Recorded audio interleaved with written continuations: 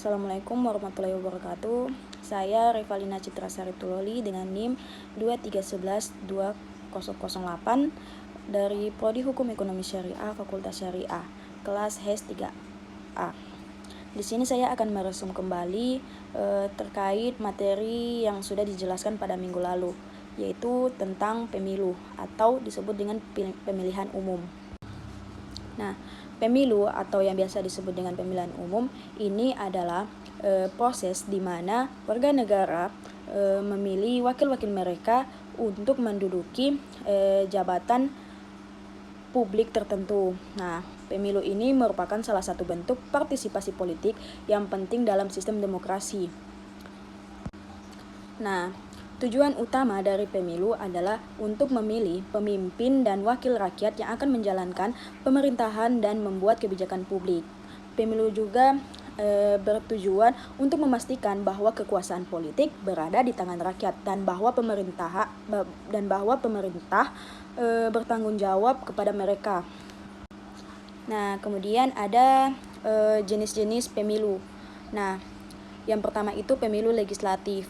Nah, pemilu legislatif ini bertujuan untuk memilih anggota legislatif seperti DPR, DPRD, dan DPD. Kemudian ada pemilu eksekutif. Pemilu eksekutif ini bertujuan untuk memilih pemimpin eksekutif seperti presiden, wakil presiden, gubernur, kemudian bupati dan wali kota. Nah, selanjutnya itu ada pemilu kepala desa. Nah, pemilu ini bertujuan untuk memilih kepala desa atau lurah di tingkat pemerintahan desa. Kemudian ada proses pemilu.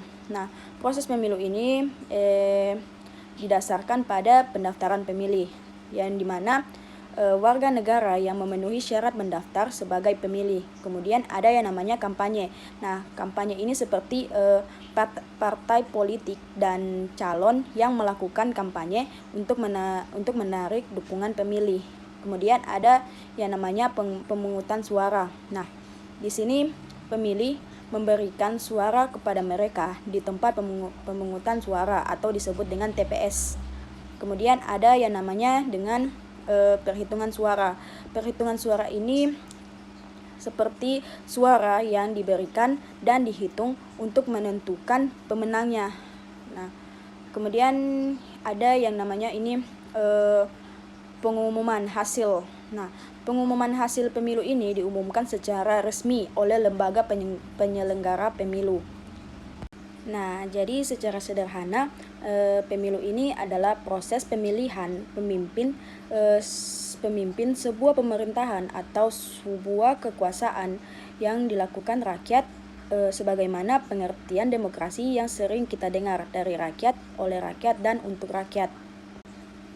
Nah, dalam pemilu ada dua sistem pemilihan umum, yaitu sistem pemilu organis dan sistem pemilu mekanis. Nah, dalam pemilu ada dua sistem, yaitu sistem pemilu organis dan sistem pemilu mekanis. Nah, kemudian ada perkembangan pemilu di Indonesia.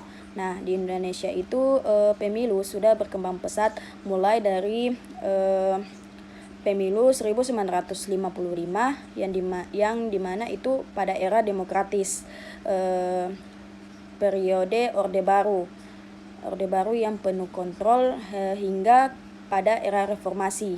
Nah,